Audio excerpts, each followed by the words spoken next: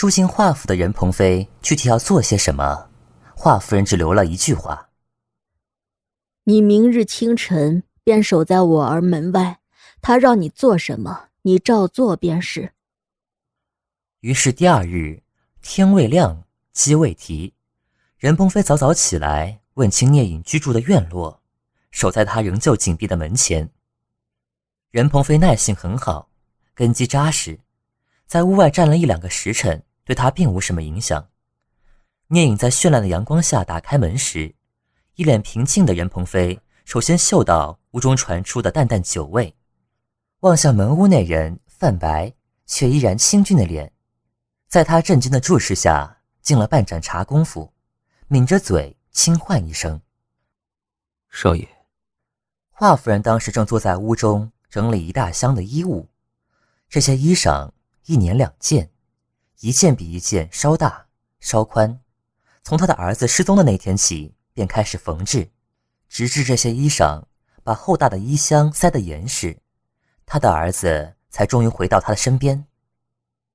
聂隐推门而入时，便看到他坐在一堆衣裳中认真折叠，看到他微微一笑：我儿醒了，吃过东西没？娘这有你爱吃的点心，你快吃去。娘。聂隐走近，盘腿坐在他身边，什么话也没说，光顾看他。华夫人仍然笑，手在大大小小的衣裳上一件件抚过。娘。聂隐又唤了一声：这些衣裳从你离开娘的那一年起便开始缝了，你看，这便是第1件，那时你还是个小不点儿呢。华夫人扯过一件衣裳，小小一件，花色简单却不失童趣，针脚紧密，看得出缝制的人何其用心。随后华夫人一件接一件地把这些衣裳摆在聂隐面前，面容平静，在看向儿子时，双眼满含泪光。聂隐不敢看如此伤心的母亲，却又不能移开视线。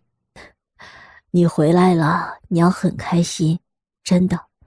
你是娘唯一的孩子，娘以前没有机会疼你照顾你，现在娘要加倍补回来。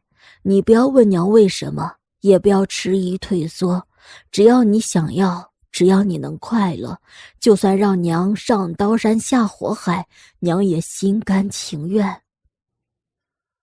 聂隐想说什么，可不论是什么，在母亲慈爱的双眼中都如此的脆弱无力。华夫人突然擦干泪水，又恢复以往的笑容，拿出刚缝好不久的月白色绸质长衣递到他面前：娘刚做好的，快换上，让娘看看合身不。聂隐接过，手中传来布料滑腻柔软的触感，终也是一笑，起身换上。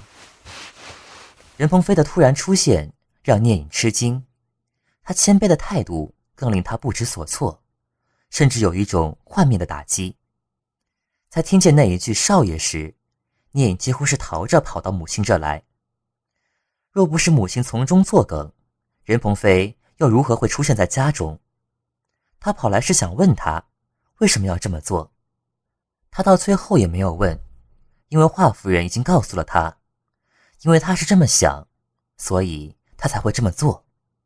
可聂隐还是不怎么适应这样的身份转换，他从未想过任鹏飞会屈居人下，反而是他总需要仰望他，讨好他，千方百计希望能够与他站在相等的位置上。与他的别扭不同，任鹏飞看似坦然得很，让他做什么他都会一一照办，除了不会阿谀奉承，整天板着一张脸外，他办的事让人挑不出一丝毛病。聂隐自认并不是什么尖酸刻薄之人，但不知为何，他有些看不惯任鹏飞随遇而安的态度，竟不禁脱口而出：堂堂杜尔城城主，为了弟弟可以屈身于男人身下，如今为了女儿也能够承受耻辱，甘愿为奴。任鹏飞，你让我刮目相看得很。任鹏飞一愕，手中的动作一停，聂隐不免有些后悔。这时任鹏飞回过神来，头也不抬道：我已经不是城主了。什么？聂隐听清了，却未能理解。我已经不是城主了。任鹏飞平静地重复：我写了信，交上信物，让程飞担任城主之位。现在我所做的一切皆与毒恶城无关。什么？聂隐震惊地转过身，浴桶里的水哗啦溅出桶外，双手的衣袖卷直肘上的任鹏飞不着痕迹的后退，以免衣服被水溅湿。聂隐一脸的难以置信：你就这么轻易地让出了城主之位？任鹏飞垂着眸，波澜不惊的模样。这不正是你想要的吗？要他一无所有，要他从天上跌落深渊，要他痛苦。哑口无言地看着他，半晌之后，聂隐痴痴地笑了。他在他的心底原就是如此不堪。任鹏飞满心以为他所做的一切皆是因为报复，其他的一切反倒不相信也不愿相信了。可是连他自己也分不清，对任鹏飞到底是怨恨多一些，还是在意多一些。迄今为止所做的一切，真的全是为了报复吗？也许最能看清他内心的是他的娘，因此他才会想办法让任鹏飞留在他的身边。聂隐悟了，既然是母亲的一番苦心，他又何必辜负？曾经对任鹏飞百般讨好，都未能让他多看自己一眼。既然这条路行不通，那换条别的路吧。聂隐背靠在桶壁上，手肘支在桶沿，脚伸直抬出水面，摆在任鹏飞面前，嘴角勾起一抹坏笑，懒懒地吩咐道：哼，给本少爷把脚洗干净。任鹏飞有些意外他的突然转变，但很快又回过神来，捏了捏原本拿来给聂隐擦背用的棉巾，终还是默默走上前去。他在华府的任务便是听从聂隐的吩咐，所以聂隐让他每日端洗脸水，准备洗漱用品，为他更衣梳头擦背等等下人该做的事情他都做了。此时多一项洗脚，虽听着让人不爽，但任鹏飞仍忍着照办。毕竟多一件不算多，少一件不算少，这才是他住进华府的第二天，后面的刁难恐怕都在排队等着轮番上阵呢。若是聂隐会读心术，此时一口血完全能喷出来了。说他深沉，可他毕竟才在世间混上1年多；说他单纯，华夫人的亲自教导怎么可能没半点效果？但此时的聂隐是真真切切没想过以后还要怎么刁难任鹏飞。他现在这么做，是被他这2天油盐不进的态度逼得有些上火，纯粹只是想知道他的忍耐限度。更何况聂隐可不是闲人，事情多着呢，哪能有功夫成天想着怎么折腾人？当然这些任鹏飞自然也不知道。他的唇成一条线，面无表情地把棉巾浸在水里，沾湿拎起，一根一根脚趾地给他洗干净。聂隐所穿衣物基本是华夫人亲手所制，大多为淡色或白色，偶尔才会出现1-2件深色衣裳。华夫人经商手段卓绝，眼光也不错，淡色的衣裳配着聂隐白皙的皮肤，衬得他丰神玉秀，俊秀绝尘，更像一个无拘无束、风度翩翩的大家公子。然等聂隐身上的衣裳一脱，定力不好的人恐怕会大呼小叫。本应该白玉无瑕的公子哥，一身皮肉竟无一处完整，大大小小的疤痕遍布身体，最深的一道伤疤从肩胛处滑至右臀，纵贯整个背脊，丑陋裂开的疤口道出当年的致命。除此之外，他右脚踝还有一道爬虫般的伤疤蜿蜒至膝盖，脱光站直之后才能看出右脚的微微变形。若说任鹏飞之前对华夫人与他身上产生的怨恨还未能实质理解的话，聂隐在他面前脱光衣物时，他才明白他并不冤，华夫人没有错怪他，也只有他才知道，当年在谷底时，聂隐身上并没有这么多这么严重的伤。将心比心，若是任承飞被人伤至此，他会如何？光是想象，任鹏飞便已心痛的双手微颤。华夫人已经够冷静并理智的处理，若是他任鹏飞，定会让对方生不如死。当时任鹏飞很想问聂隐一句：疼吗？疼吗？然聂隐却先淡淡的一笑：是不是很难看？便再无语。遵从聂隐的每一句吩咐，也许不再仅仅是被逼无奈，还带着任鹏飞内心中细微的愧疚。给聂隐洗脚时，不经意间抬头一望，恰巧对上他点漆般的双眸，而这双眼睛的主人做作是被逮到般迅速地移开目光，故作镇定地望向别处，末了还轻咳一声，示意他快些干活。任鹏飞垂下脸的同时，连他本人也不知晓，嘴角早已在微微上扬，只因眼前隐约浮现出在谷底时那个总喜欢盯着他看，又怕他不高兴，偷偷瞄上一两眼又飞快挪开的人。任鹏飞如约搬至家中住，并随侍聂隐，华夫人自然也没有悔诺，当日便请了位大夫给青青诊治。这位大夫为青青把过脉后，很好奇地问他一直是吃什么药才能坚持至今。任鹏飞把带来的药方递过去，这位大夫同样赞叹不已，来回看过几遍后，又道这方子有几味药用得蹊跷，许是开方子的人用错药了。大夫斟酌良久，在这张药方的基础上又写出另一帖药方，改了几味药并换药引，让任鹏飞去抓药，并仔细交代用药方法。拿过药方时，任鹏飞先给雅姑看过，等他确认没什么不妥才去抓药。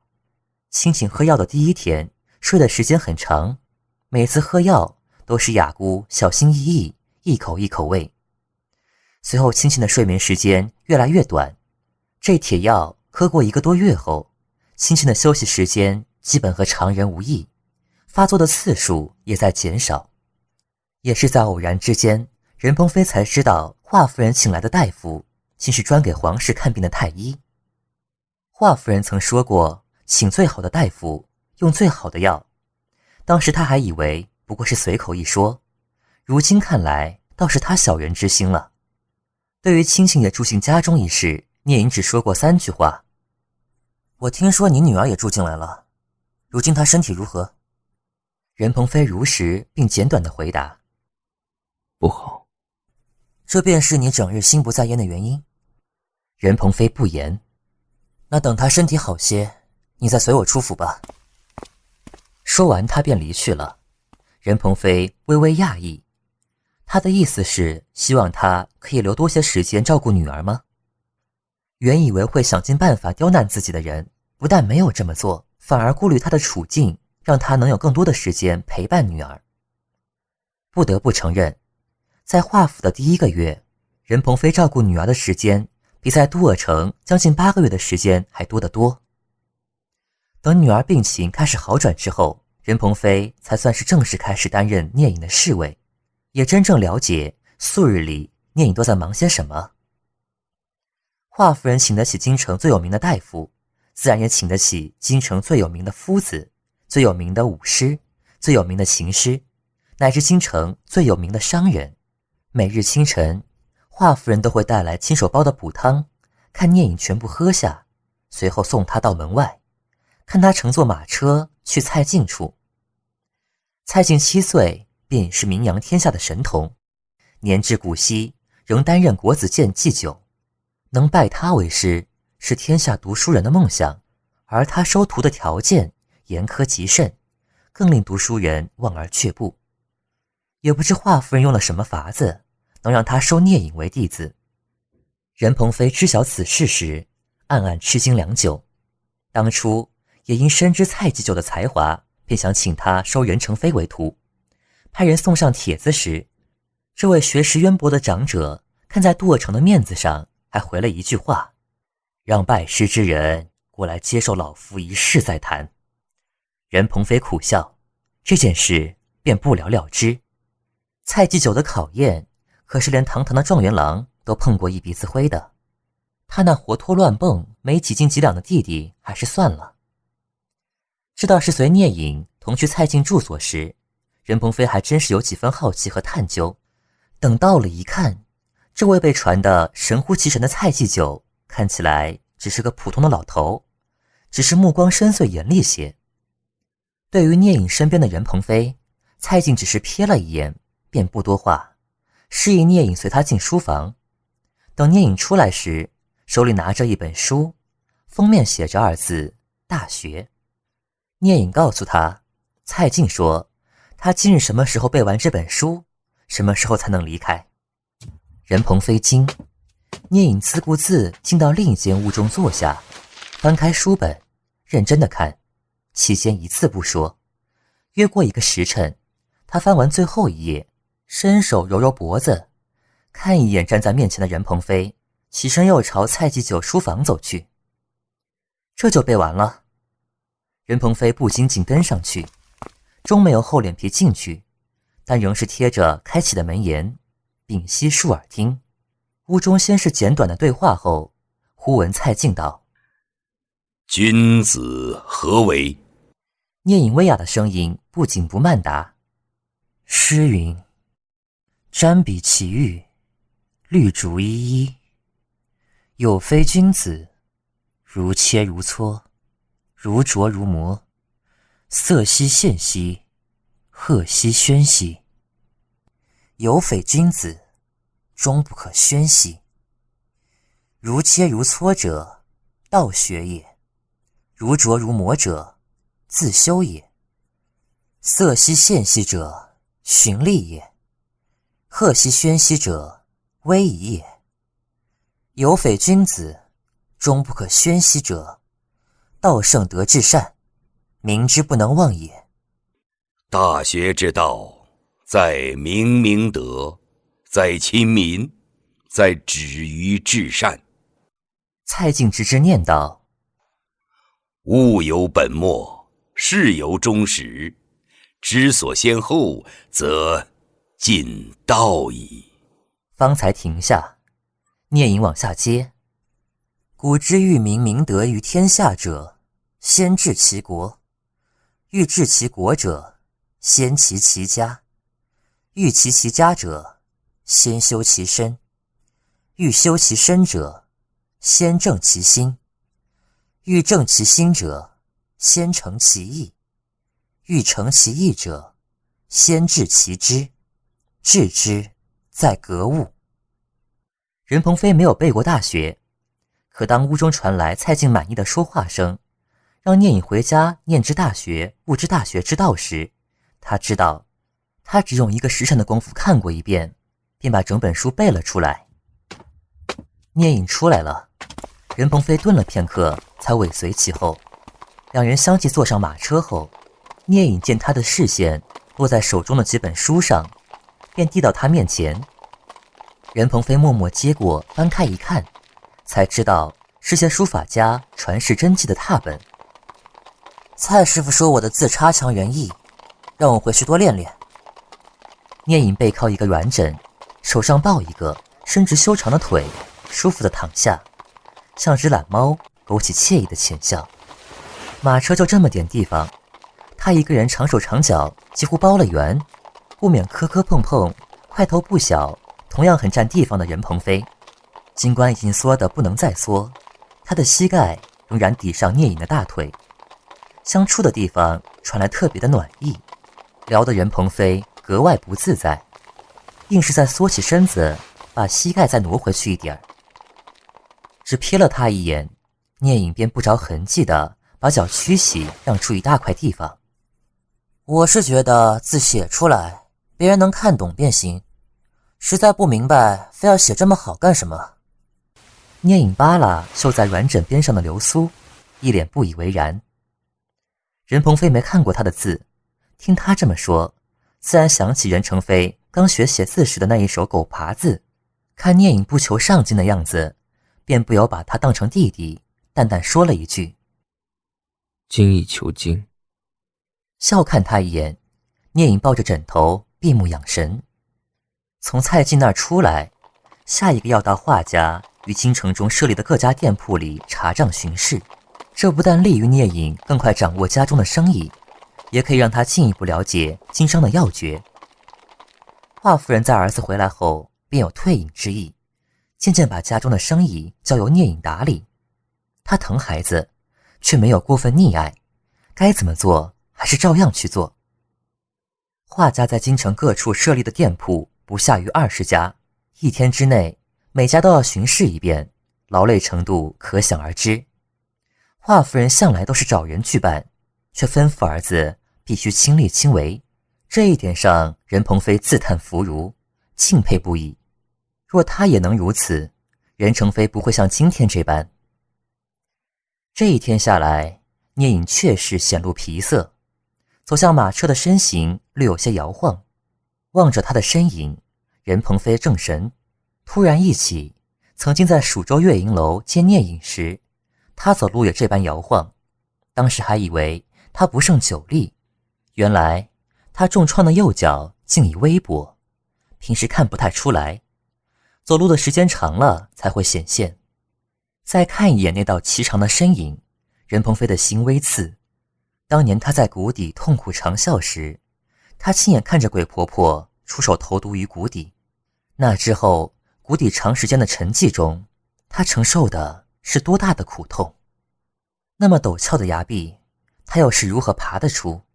更何况鬼婆婆也不会让他轻易出来。曾经已经爬到一半，又被鬼婆婆逼得摔落谷底，那时的他又是如何模样？终于爬上来了，也追上来了。他告诉他，我是笨蛋。他还记得，江南依旧远。他任鹏飞所说的每一句话，他都记得。